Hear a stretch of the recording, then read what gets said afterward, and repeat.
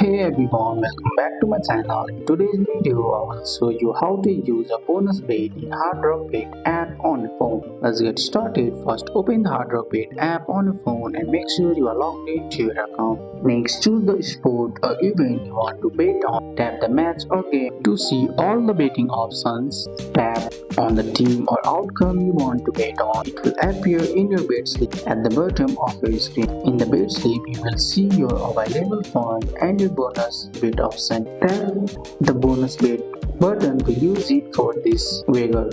The amount you place won't come out of your real money balance. Check your bet details carefully. You will see the potential payout which so how much you can win if your bet is successful. When you are ready, tap place bet. It will confirm your bet and your bonus bet will be used instead of your real money. And that's it. Now you know how to use a bonus bet in Hard Rock Bet app on your phone. That's all for today's video, guys. I hope you guys like this video. If you found this video helpful, drop a like, subscribe for more videos. Thanks for watching. See you in the next one.